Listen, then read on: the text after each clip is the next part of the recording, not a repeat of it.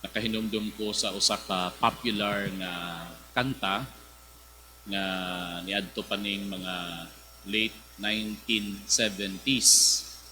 Ang title is Dust in the Wind. Familiar kay na sa inyo kay inyo ning kapanahunan.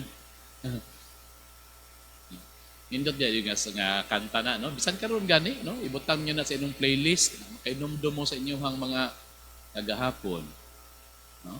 Nga utang ninyo kagahapon.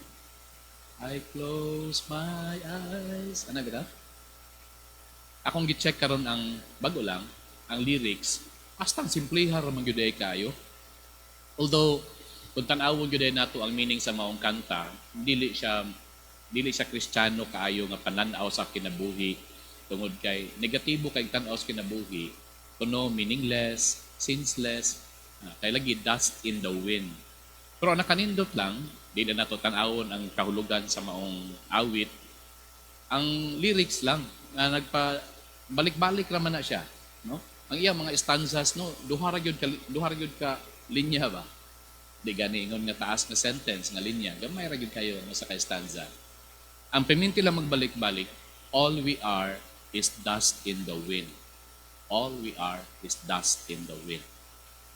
Maigsuon, kung kagahapon, 33 days na gikan sa atong pagsugod sa Semana Santa, sa Kwaresma, sa panahon sa Kwaresma, sa Miyerkules Badles, karong adlaw, kung nag-check na po mo sa inyong kalendaryo, 34 na. So kung doon ay 40 ka adlaw ang atong adlaw sa panahon sa Kwaresma, unom na lang ka adlaw.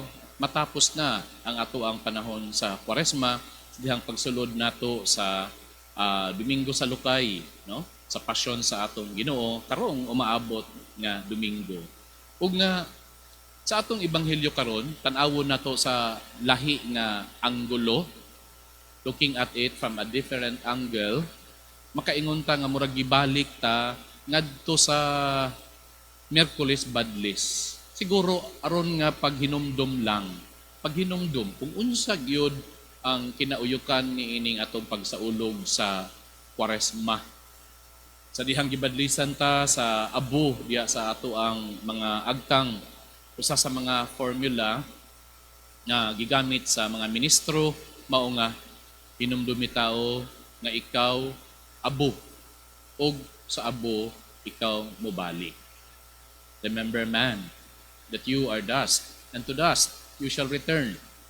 Karon sa atong ebanghelyo, gidala sa mga tao ang babaye nga ginsakpan nga nanapaw ug nga batuon na gyud unta. Kita nato kung unsa ka lisod, unsa ka pait siguro ng sitwasyon na, no? Kanang matisod lang ganita sa usa ka bato, sakit naman gani kayo. Samot na yun ng batuon ka, tuyuon ka o bato sa mga tao na nag-akusa nga lagi nanapaw. Kay kuno na hinsakpan man yun nga nanapaw. So, dili siguro madugay, kamatayo na yun ang giatubang sa maong babae nga ginsakpan nga nanapaw. Pero tanaw na to unsay tubag sa atong Ginoo. By the way, ang iyang tubag, una, silence. Silence. Nakainomdom ko usa ka istorya sa usa ka monk nga nianha kaniya ang usa ka lalaki nga purti gyud kayong pungutan niya. Hanlang samtang nagpagawas ang lalaki sa iyahang ang maong tao sa iyang kasuko. Wala gyud gisulti ang monk, ang monghe. Muna nga gipangutana siya, ano wa man kay kasulti? Ingon pod ang monk, tubag siya. If you are not edified by my silence, then you will, all the more, you will not be edified by my words. Kung wala ka na ingon kag na himong edify, kanang na naligdong, no? Wala ka na realize sa iyahang sa iyang silensyo na all the more na di kaganahan sa iyang isulti. Nindot mo lang iyang silence, bot pasabot. Ang tubag sa itong Ginoo silence, apan medyo ko siya, ug ginamit ang iyang tudlo ni ukit siya ug mga pipila ka siguro mga letters o unsa ba. Siguro wala lang, even aimless. Wala lang siya iyong gisulat. Pero giukit yun niya iyahang tudlo didto sa yuta. Sa kahay buot pasabot ni ini. Daghan ang pwedeng kahulugan ni ini apan diri sa ato ang pamalandong. I think ang buot pasabot sa atong Ginoo uban sa iyang kahilom mao nga atubangan sa tanan nga nanghulat sa iyahang tubag. Ang iyahang silensyo o ang iyahang aksyon nga simple ra kaayo mao ang pagpunting sa kamatuoran. Itang tanan, yuta, all we are is dust in the wind. Ato pa pareho ra gyud ta tanan. We are all equal. Makasasala. Makasasala. Mao nga siguro ang mga tungod kay ang mga Pariseo ug ang magtutudlo sa balaod hanas mangyud kaayo sa balaang kasulatan ilang nahinumduman ang maong kamatuoran. Kitang tanan gikan sa yuta. Simple ra gyud kay nga pagtudlo. Kitang tanan pare-pareho ra.